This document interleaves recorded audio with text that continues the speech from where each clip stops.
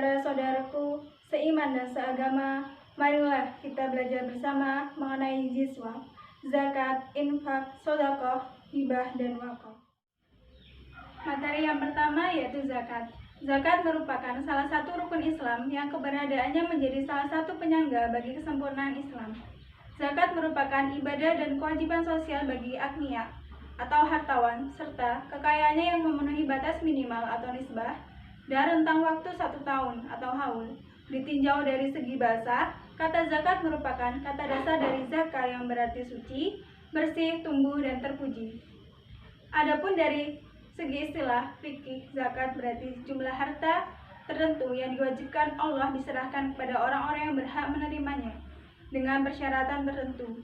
Menurut etimologi, yang dimaksud dengan zakat adalah sejumlah harta tertentu yang telah mencapai syarat tertentu yang diwajibkan Allah untuk dikeluarkan dan diberikan kepada orang-orang yang berhak menerimanya. A'udzu billahi minasyaitonir rajim. Bismillahirrahmanirrahim. Innal ladzina amanu wa 'amilus shalihati wa aqamus sholata wa atuz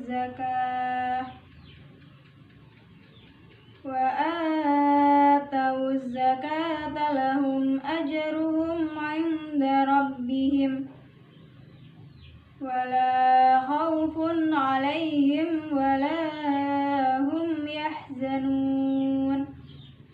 Artinya, sungguh orang-orang yang beriman mengerjakan kebajikan, melaksanakan sholat, dan menunaikan zakat, mereka mendapat pahala di sisi Tuhannya. Tidak ada rasa takut pada mereka dan mereka tidak bersedih hati.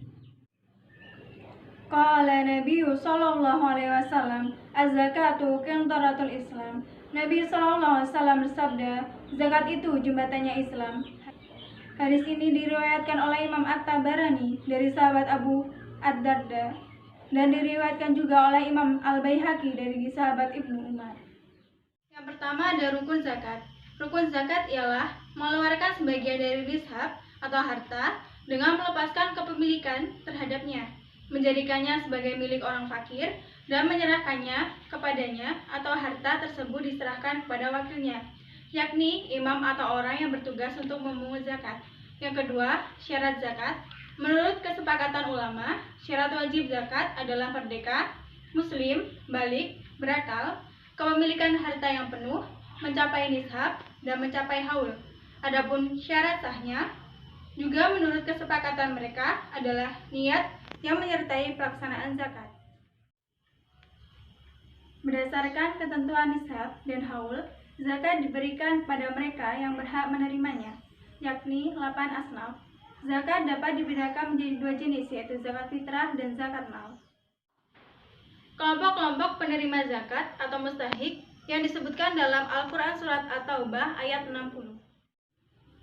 Pihak-pihak yang berhak menerima zakat disebut mustahik, yaitu terdiri dari 8 asnaf. Yang pertama, fakir. Fakir adalah orang yang sangat kekurangan, kondisinya sangat miskin, tidak ada penghasilan yang cukup untuk memenuhi kebutuhan pokoknya. Yang kedua, miskin. Miskin adalah orang yang tidak mempunyai harta benda, serba kekurangan, kalaupun punya penghasilan tidak mencukupi untuk kebutuhan sehari-hari. Yang ketiga, amil. Amil zakat adalah orang yang bekerja dalam pengumpulan zakat dan pendistribusiannya. Yang keempat, yaitu mu'alaf. Mu'alaf adalah orang yang mempunyai keyakinan atas Islam yang masih lemah, sehingga bela terhadap Islam pun masih kurang. Bahkan, tidak ada atau membantu musuh untuk memerangi Islam. Yang kelima, riqab. Zakat yang didistribusikan kepada budak belian, namun diberikan kepada tuannya, sehingga budak belian tersebut menjadi bebas dan merdeka. Yang keenam, gharim adalah orang yang mempunyai utang dan tidak memiliki bagian lebih dari utangnya, baik atas utang untuk kemaslahatan dirinya maupun kemaslahatan masyarakat. Yang ketujuh, fisabilillah. Fisabilillah adalah orang-orang yang berperang di jalan Allah secara sukarela. Mereka diberi bagian zakat yang dapat dipergunakan untuk memenuhi kebutuhan perang. seperti membeli senjata, kendaraan, memenuhi kebutuhan hidupnya dan keluarganya. Yang ke-8, Ibnu Sabil adalah orang atau musafir yang berpergian jauh dalam rangka mencari bekal demi kemaslahatan umum yang manfaatnya kembali pada agama Islam. Yang kedua yaitu infak. Secara bahasa berasal dari anfaqah yang berarti mengeluarkan sesuatu untuk kepentingan sesuatu. Sementara menurut istilah syariat, infak berarti mengeluarkan sebagian dari harta atau pendapatan atau penghasilan untuk suatu kepentingan. Infak juga dapat diartikan sebagai sesuatu yang dikeluarkan di luar sebagai tambahan dari zakat, yang sifatnya sukarela yang diambilkan dari harta atau kekayaan seseorang untuk kemaslahatan umum atau membantu yang lemah. A'udzu billahi minasyaitonir rajim. Bismillahirrahmanirrahim. Alladzina yunfiquna amwalahum fi sabilillahi summa la yutbi'una ma anfaqu mannan wa la adan lahum ajruhum 'inda rabbihim wa la khaufun 'alaihim wa la hum yahzanun. Yang artinya, orang yang menginfakkan hartanya di jalan Allah, kemudian tidak mengiringi apa yang dia infakkan itu dengan menyebut-nyebutnya dan menyakiti perasaan penerima, maka mereka memperoleh pahala di sisi Tuhan mereka, tidak ada rasa takut pada mereka, dan mereka tidak bersedih hati. An Abi Hurairah radhiyallahu anhu qala Rasulullah sallallahu alaihi wasallam, man tasaddaqa bi adli tamrati min kasbin tayyibin wa la yaqbalullaha illa tayyiba wa innallaha yataqabbalha bi yaminihi summa yurabbiha li sahibihi kama yurabbi ahadukum fawahu hatta takuna misal jabal. Yang selanjutnya yaitu rukun dan syarat infak. Yang pertama, penginfak yaitu orang yang berinfak. Penginfak tersebut harus memenuhi syarat sebagai berikut. Yang pertama, penginfak memiliki apa yang diinfakkan. Yang kedua, penginfak bukan orang yang dibatasi haknya karena suatu alasan. Yang ketiga, penginfak itu orang dewasa. Yang keempat, penginfak itu tidak dipaksa. Yang kedua, yaitu orang yang diberi infak. Maksudnya, orang yang diberi infak oleh penginfak harus memenuhi syarat sebagai berikut. Yang pertama, benar-benar ada waktu diberi infak. Yang kedua, dewasa atau balik. Yang ketiga, sesuatu yang diinfakkan harus memenuhi syarat sebagai berikut. Yang pertama, benar-benar ada. Yang kedua, harta yang bernilai. Yang ketiga, dapat dimiliki zatnya. Yang keempat, tidak berhubungan dengan tempat milik penginfak. Kemudian ada macam-macam infak. Yang pertama, infak mubah. Infak mubah ini mengeluarkan harta untuk perkara mubah seperti berdagang, bercocok tanam. Yang kedua, infak wajib. Infak wajib ini yaitu mengeluarkan harta untuk perkara wajib seperti pertama, membayar mahar atau mas kawin. Yang kedua, menafkahi istri. Yang ketiga, menafkahi istri yang ditalak dan masih dalam keadaan iddah. Kemudian yang ketiga, infak haram. Infak haram ini dengan mengeluarkan harta dengan tujuan yang diharamkan oleh Allah Subhanahu wa taala, yaitu infaknya orang kafir untuk menghalangi syiar Islam. Kemudian infaknya orang Islam kepada fakir miskin tapi tidak karena Allah. Yang keempat, infak sunnah yaitu mengeluarkan harta dengan yang sedekah. Infak tipe ini ada dua macam, yaitu infak untuk jihad dan infak kepada yang membutuhkannya. Kemudian sedekah. Istilah sedekah berasal dari bahasa Arab sodako. Di dalam Al-Munjid, kata sedekah diartikan yang niatnya mendapatkan pahala dari Allah, bukan sebagai penghormatan. Secara umum dapat diartikan bahwa sedekah adalah pemberian dari seorang muslim secara sukarela tanpa dibatasi waktu dan jumlah, haul dan nisab, sebagai kebaikan dengan mengharapkan ridho Allah. Antara infak atau sedekah terdapat perbedaan makna yang terletak pada bendanya. Kalau infak berkaitan dengan amal yang material, sedangkan sedekah berkaitan dengan amal baik yang wujudnya material maupun non-material. Yang dimaksud dengan sedekah atau sedekah Pada prinsipnya sama dengan infak, hanya saja ia memiliki pengertian yang lebih luas. Sedekah atau sedekah dapat berupa bacaan tahmid, takbir, tahlil, istighfar, maupun bacaan-bacaan kalimat thayyibah lainnya. A'udzu billahi minasyaitonir rajim. Bismillahirrahmanirrahim. Man dzalladzi yuqridullaha qardan hasanan fayudha'ifahu lahu ad'afan katsirah. Wallahu yaqbidu wa yabsutu wa ilaihi turja'un. Ya, artinya, barang siapa meminjami Allah dengan pinjaman yang baik, maka Allah melipat gandakan ganti kepadamu dengan banyak.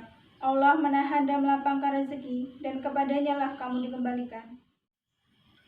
Hadza sanama Zubanu Khalidin faqala sami'tu Harisata bin Wahb bin qala sami'tu Nabiyya sallallahu alaihi wasallam yaqulu tasaddaqu fa innahu ya'ti 'alaikum zamanu yamshi rajulu bi sadaqatihi falayajidu ma yaqbalha yaqulu rajulu law ji'ta bil umsi laqabiltuha fa ammal yawma falaha jatali biha. Yang artinya, telah menceritakan kepada kami Ma'bad bin Khalid berkata, aku mendengar Harisah bin Wahab berkata, aku mendengar Nabi SAW bersabda, bersedekahlah, karena nanti akan datang pada kalian suatu zaman yang ketika itu seseorang berkeliling dengan membawa sedekahnya, namun dia tidak mendapatkan seorang pun yang menerimanya. Lalu seseorang berkata, seandainya kamu datang membawanya kemarin, pasti aku akan terima. Adapun hari ini, aku tidak membutuhkannya lagi. Hadis riwayat Bukhari. Yang selanjutnya, rukun sedekah dan syarat-syaratnya. Yang pertama, orang yang memberi. Syaratnya, orang yang memiliki benda itu dan berhak untuk mentasyarufkan atau memperedarkannya. Yang kedua, orang yang diberi. Syaratnya berhak memiliki. Dengan demikian, tidak sah memberi kepada anak yang masih dalam kandungan ibunya atau memberi kepada binatang, karena keduanya tidak berhak memiliki sesuatu. Yang ketiga, ijab dan qabul. Ijab ialah pernyataan pemberian dari orang yang memberi, sedangkan qabul ialah pernyataan penerimaan dari orang yang menerima pemberian. Yang keempat, barang yang diberikan. Syaratnya adalah barang tersebut yang dapat dijual. Adapun macam-macam sedekah, yang pertama ada tasbih, tahlil, dan tahmid. Dari Aisyah radhiyallahu anha bahwasanya Rasulullah SAW bersabda bahwasanya diciptakan dari setiap anak cucu Adam 360 persendian, maka barang siapa yang bertakbir, bertahmid, bertasbih, beristighfar, menyingkirkan batu, duri, atau tulang dari jalanan, amar ma'ruf nahi mungkar, maka akan dihitung jumlah 360 persendian dan ia sedang berjalan pada hari itu, sedangkan ia dibebaskan darinya dari api neraka. Hadis riwayat Muslim. Yang ketiga yaitu sedekah harta atau materi. Sedekah tidaklah mengurangi harta, sebagaimana Rasulullah SAW bersabda, sedekah tidaklah mengurangi harta. Hadis riwayat Muslim. Yang kedua, bekerja dan memberi nafkah pada sanak keluarganya, sebagaimana diungkapkan dalam sebuah hadis dari Al-Miqdad bin Ma'di Kabir Al-Zubaydi radhiyallahu anha dari Rasulullah SAW berkata, tidaklah ada satu pekerjaan yang paling mulia yang dilakukan oleh seseorang daripada pekerjaan yang dilakukan dari tangannya sendiri, dan tidaklah seseorang menafkahkan hartanya terhadap diri, keluarga, anak, dan pembantunya, melainkan akan menjadi sedekah. Hadis riwayat Ibnu Majah. Yang selanjutnya yaitu hibah. Hibah berasal dari bahasa Arab, yaitu al-hibah yang berarti pemberian. Sedangkan menurut istilah adalah pemberian sesuatu kepada seseorang secara cuma-cuma tanpa mengharapkan apa-apa sebagai tanda kasih sayang. Jadi hibah adalah suatu pemberian yang dilakukan baik dalam lingkungan keluarga maupun dengan orang lain yang dilakukan ketika masih hidup. A'udzu billahi minasyaitonir rajim. Bismillahirrahmanirrahim. Wa atal mala ala hubbi dzatil qurba wal yatama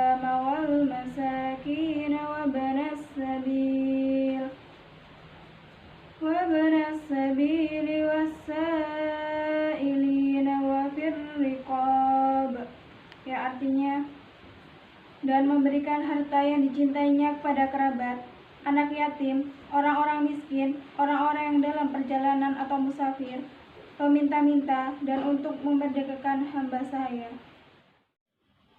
An Umar radhiyallahu anhu qala hamaltu ala farasin fi sabilillah fada'ahu alladhi kana 'indah fa aradtu an astariyah fadhanantu annahu yabi'uhu bi ruqsin fasa'altu an-nabiyya sallallahu alaihi wasallam faqala la tastarihi wa la ta'ud fi sadaqatika wa in a'takahu bidirhum fa innal 'aida fi hibatihi kal 'aidi fi qayhi. Artinya, dari Umar radhiyallahu anhu dia berkata, aku pernah memberikan seekor kuda untuk digunakan jalan Allah, namun orang yang kuberi kuda itu menelantarkannya, maka aku hendak membelinya dan aku menduga dia akan menjual kuda itu dengan harga yang murah. Maka aku bertanya kepada Nabi Shallallahu Alaihi Wasallam, maka beliau menjawab, janganlah engkau membelinya dan jangan engkau tarik kembali sedekahmu, meskipun dia menyerahkannya dengan harga 1 dirham. Karena orang yang menarik kembali hibahnya seperti orang yang menjilat kembali muntahannya. Rukun hibah dan syarat-syaratnya. Yang pertama ada wahid. Wahid adalah pemberi hibah yang menghibahkan barang miliknya. Wahid disyaratkan. Yang pertama, memiliki sesuatu untuk dihibahkan. Yang kedua, cukup dalam membelanjakan harta, yakni balik dan berakal. Yang ketiga, memberi atas dasar kemauan sendiri. Yang keempat, dibenarkan melakukan tindakan hukum. Yang kelima, mauhub lahu. Yang kedua yaitu mauhud lahu. Mauhud lahu adalah penerima hibah disyaratkan sudah wujud ketika akad hibah dilakukan. Apabila tidak ada secara nyata atau hanya ada atas dasar perkiraan seperti janin yang masih dalam kandungan ibunya, maka ia tidak sah dilakukan hibah kepadanya. Atau ada orang yang memberi hibah akan tapi dia masih atau gila, maka hibah itu diambil oleh walinya, pemeliharanya atau orang yang mendidiknya, sekalipun dia bukan keluarganya atau orang asing. Yang ketiga yaitu mauhub. Mauhub adalah barang yang dihibahkan dan syaratnya sebagai berikut.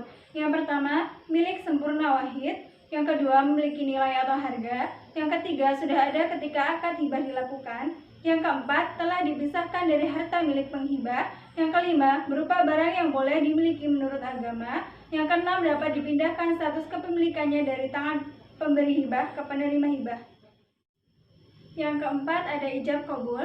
Ijab kabul adalah penyerahan. Misalnya si penerima menyatakan, saya hibahkan atau memberikan tanah ini kepadamu. Lalu si penerima menjawab, ya saya terima pemberian saudara.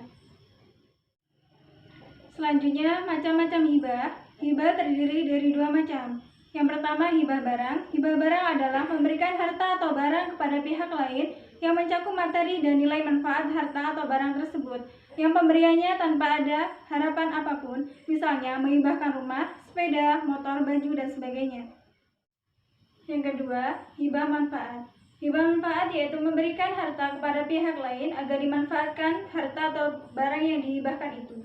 Namun materi, harta, atau barang itu tetap menjadi milik pemberi hibah. Dengan kata lain, dalam hibah manfaat itu, si penerima hibah hanya memiliki hak guna atau hak pakai saja. Yang selanjutnya, wakaf. Kata wakaf berasal dari bahasa Arab waqafa yang artinya berhenti atau menahan. Wakaf merupakan salah satu dari banyaknya ibadah yang dianjurkan oleh syariah karena banyak membawa kebaikan dan membantu kita agar mendapatkan lebih banyak pahala. Dalam melakukan wakaf, tentu harus dibarengi dengan niat ikhlas dalam hati. Tujuan dilakukannya wakaf adalah untuk memanfaatkan benda yang diwakafkan sesuai dengan fungsi, entah untuk kepentingan bersama, serta untuk kepentingan beribadah. Contohnya, seperti mewakafkan tanah untuk membangun masjid. A'udzu billahi minasyaitonir rajim. Bismillahirrahmanirrahim. Ya ayyuhalladzina amanu anfiqu min thayyibati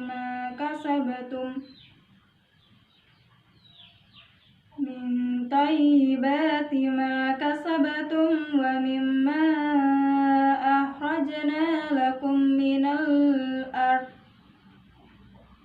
wa la tayammamul خبيث منه تنفقون ولستم بآخذه إلا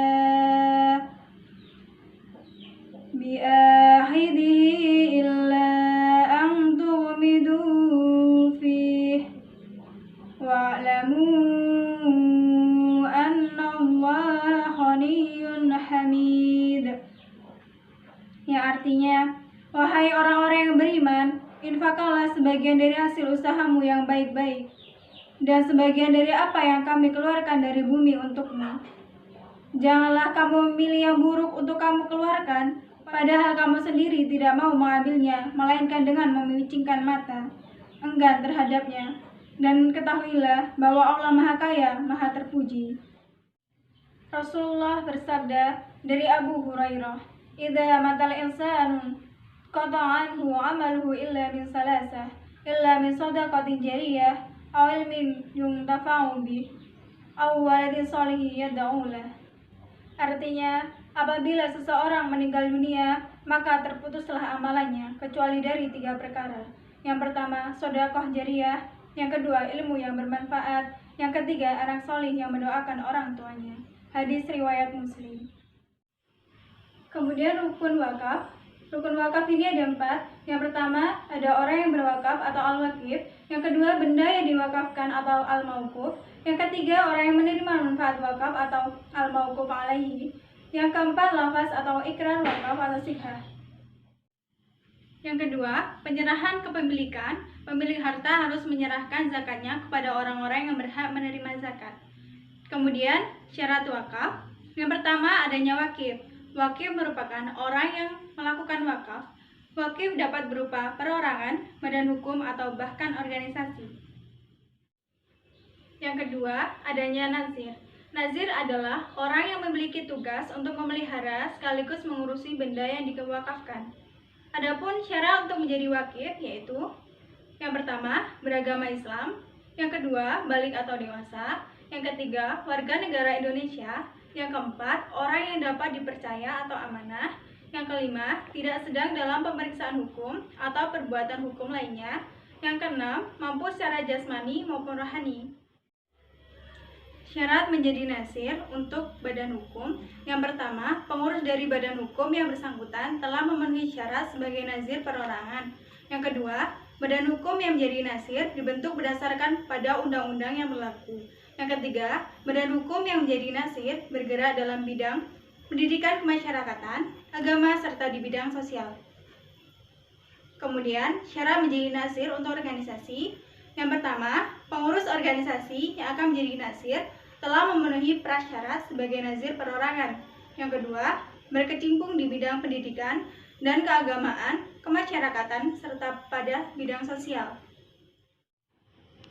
Yang ketiga, adanya jangka waktu wakaf. Syarat wakaf lainnya yaitu harus ada jangka waktu dalam berwakaf.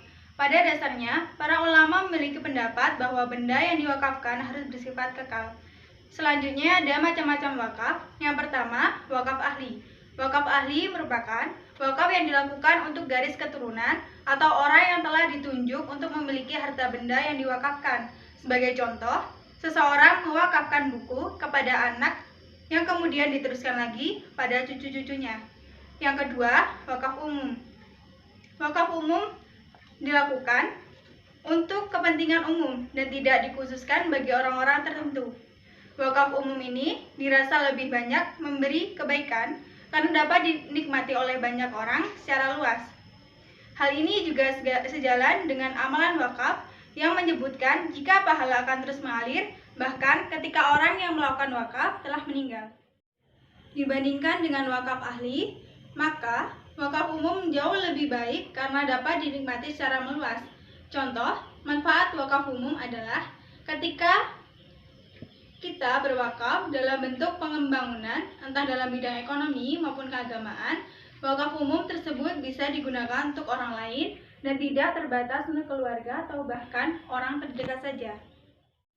Adapun manfaat dari wakaf, yang pertama, meningkatkan sarana masyarakat agar lebih baik. Yang kedua, membantu orang lain yang tengah berada dalam kesulitan. Yang ketiga, melatih jiwa sosial kita. Yang keempat, menyadarkan seseorang jika harta yang dimiliki tidaklah kekal. Yang kelima, mencegah perselisihan dalam masyarakat. Yang keenam, mengatasi masalah seseorang. Yang ketujuh, wakaf dapat meningkatkan pembangunan di semua bidang. Yang kedelapan, salah satu cara untuk mempererat tali silaturahmi. Dan yang terakhir, mencerdaskan umat.